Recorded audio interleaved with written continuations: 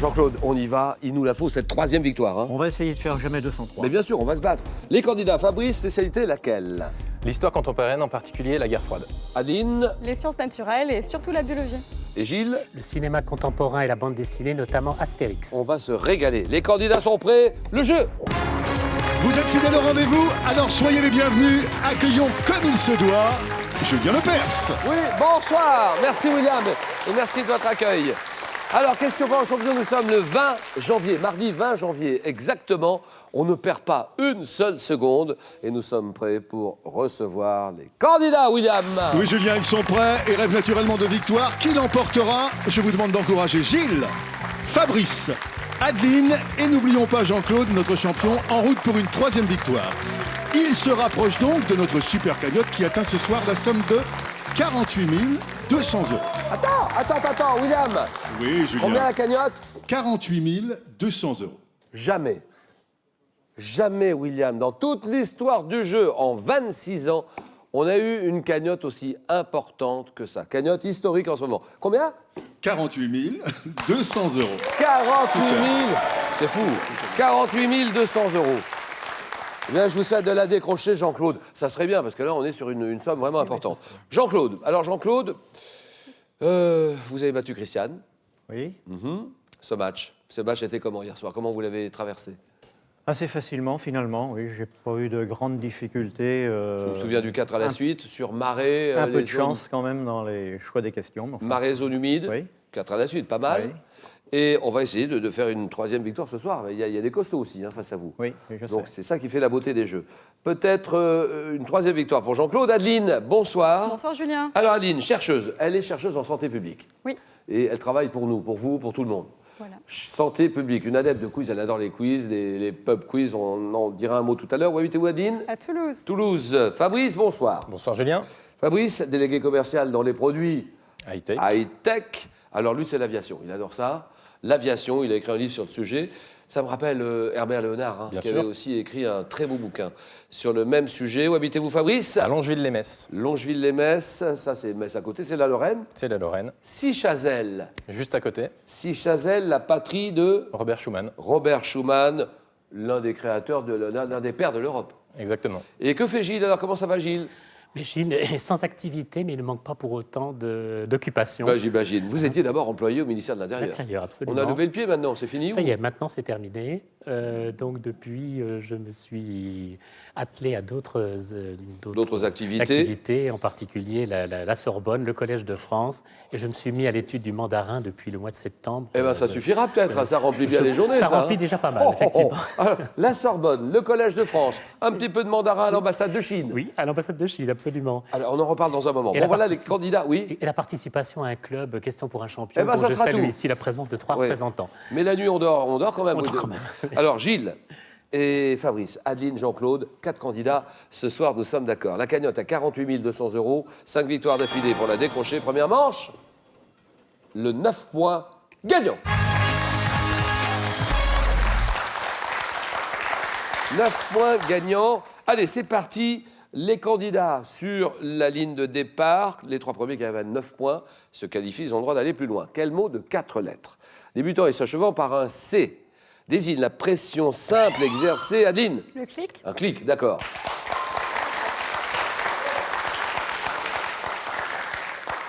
Désigne la pression simple exercée par le doigt sur le bouton d'une souris d'ordinateur. Un petit clic, d'accord. Gastronomie, quel nom d'origine japonaise donne-t-on au petit bâton de chair de poisson aromatisé? Jean-Claude? Les sushis? Ah, c'est non, c'est pas le sushi. Allons-y, vite, Fabrice? Les yakitori. Non, c'est non. Allons-y là, Adeline? Le surimi. Surimi, voilà, ça c'est bon. En chimie, par quel adjectif désigne-t-on un milieu dont le pH est supérieur à 7? Oui. Basique. Non, là, un neutre, c'est non. Adeline, Basique. c'est pour Adeline. Pardon. hein. Pardon, Jean-Claude, c'est un bon arbitrage. C'est pas ce que vous dites en première intention. Donc, le point est pour Adeline. Basique, alcalin, d'accord. Dans un magasin, quelle porte est réservée au personnel et aux fournisseurs? La porte. Oui, la porte, oui. La porte de derrière. Qu'est-ce que vous voulez dire exactement par là, Adeline? C'est non, la porte de derrière, c'est non. Porte Jean-Claude. des livraisons? Porte de livraison, c'est non. Mais vous le savez, ça, Gilles. La porte des réserves? Mais la porte de réserve, c'est non. Ah, Fabrice, oui. L'entrée des artistes. Ça, c'est beau. Mais je retiens la porte de derrière qui est intéressante aussi. Dans un magasin, quelle porte est réservée au personnel et aux fournisseurs? C'est l'entrée de service, tout simplement, ou la porte de service. Alors, avez-vous cette plante tropicale du genre Saccharum, ressemblant à un roseau qui est cultivé pour sa tige riche en sucre? Oui, oui. La canne à sucre? Canne à sucre, très bien, bravo. Archipel. Alors là, celui-là, je le connais par cœur, j'y suis allé plusieurs fois. Archipel d'Amérique du Nord, devenu français en 1816. Saint-Pierre-et-Miquelon. Saint-Pierre-et-Miquelon, voilà, exactement. Qui est, avec environ 6000 habitants, la moins peuplée des collectivités d'outre-mer. Saint-Pierre, Miquelon et l'Anglade, bien sûr. Archipel français d'Amérique du Nord, Saint-Pierre-et-Miquelon. Et maintenant, regardez ceci.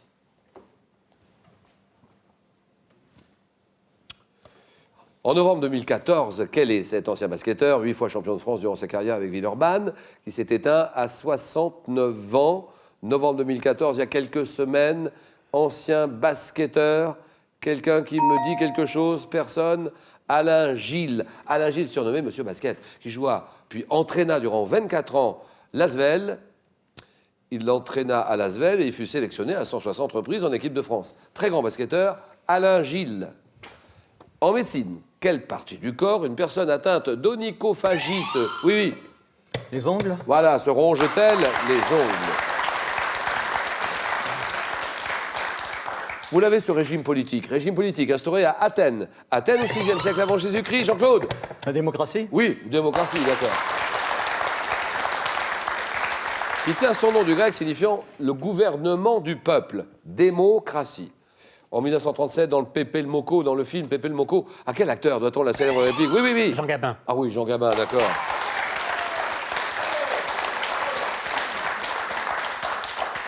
Célèbre réplique de Jean Gabin.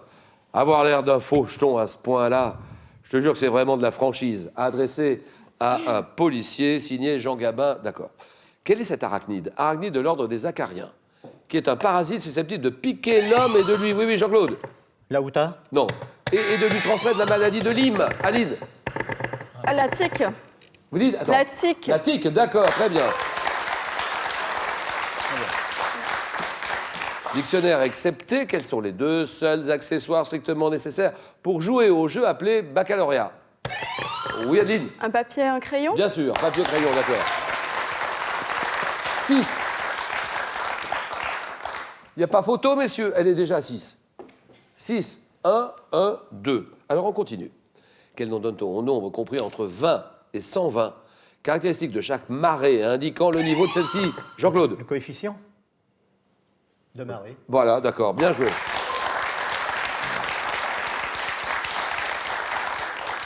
Nous sommes en 1807, Gilles. 1807, un compositeur autrichien. Qui est ce compositeur qui fonde à Paris une célèbre manufacture de... Jean-Claude? Pleyel. De piano, voilà, Pleyel, très bien. Manufacture de piano et de harpe, Ignaz Pleyel, bien joué. 6-4.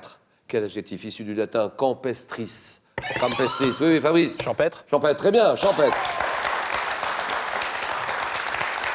Qui qualifie un repas pris à la campagne, un repas champêtre. Ski alpin.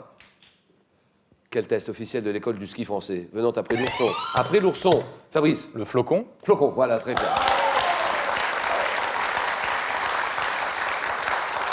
Qui consiste pour l'enfant à enchaîner de 7 à 8 virages chasse-neige avec retour des skis parallèles. Flocon, d'accord. Quelle est cette maladie infectieuse? Anciennement appelée grippe tropicale ou petit palu. Qui est... Jean-Claude? La malaria? Non, non, non. Qui est transmise, Aline? La dingue? La dingue, d'accord. Transmise à l'homme par la piqûre d'un moustique, l'Aedes aegypti, c'est la dingue. Une ville, donnez-moi cette ville, madame, messieurs, une ville, chef-lieu du département du Doubs. Le Doubs, Jean-Claude? Besançon? Ouais, Besançon, d'accord. est peuplée par les Bisontins. Besançon, la Franche-Comté, d'accord. Quels sont ces personnages, vous les connaissez? Ça, c'est vraiment le français moyen, la caricature d'une série de bandes dessinées. Adeline? Les Bidochons. Bidochon, d'accord. Créé par Christian Binet, caricature des Français moyens, les Bidochons. Cinéaste, il est né en 1954, il critique vraiment les travers de la politique américaine dans des films comme Fahrenheit. Adeline? Michael Moore. Michael Moore, d'accord. Ah, c'est bien. Ah oui, oui. Bravo Adeline. Très applaudi. Bravo Adeline.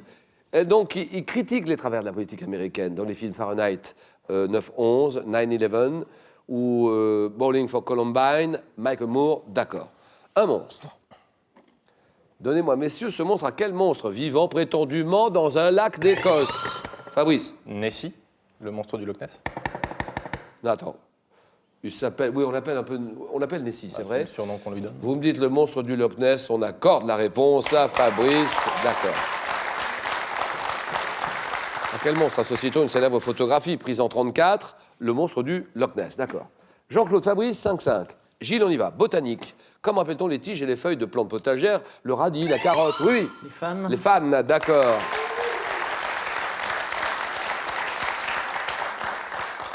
XIVe siècle, messieurs, quel surnom lié à la couleur de son armure a-t-on donné au fils du roi Édouard III d'Angleterre, Jean-Claude? Le prince noir. Ah oui, prince noir, d'accord. Terminé, c'est gagné.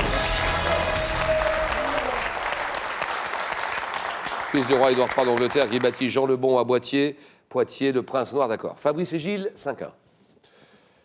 Donnez-moi ce mammifère pour 3 points. Mammifère des forêts de Chine centrale. Ah bah Fabrice. Le panda. Bien sûr, le panda, le grand panda. Vous l'aviez dit. Ça va, bien sûr, oui.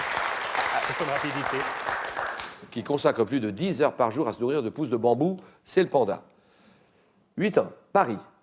À Paris, ici, à Paris, dans le quartier du Marais, quelle place a pris en 1800 Gilles? La place des Vosges. Ça, c'est bon.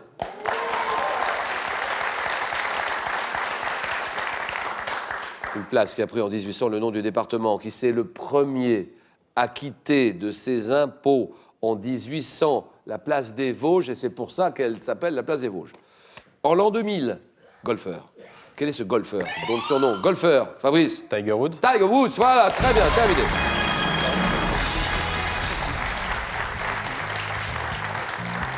Son surnom fait référence à un félin, Tiger Woods, qui réussit l'exploit de remporter 3 tournois du Grand Chelem lors de la même saison.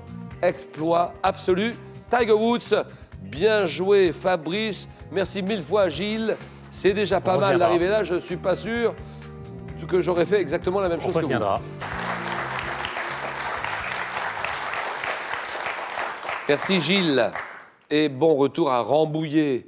Et dans vos études, au Collège de Merci France, beaucoup. à la Sorbonne, à l'ambassade de Chine, Merci un petit bien. peu de mandarin. Donc il y a une télé à gagner. 140 cm de diagonale. 140 cm. C'est maintenant qu'il faut jouer pour essayer de gagner cette télévision. Quel adjectif issu du latin campestris qualifie un repas pris à la campagne? Champêtre, réponse 1. Citadin, réponse 2. 32-43, vous le savez, 32-43. Par SMS, vous envoyez 1 ou 2 au 7-10-20 et tirage au sort parmi toutes les bonnes réponses. Adeline, Jean-Claude, Fabrice, le jeu.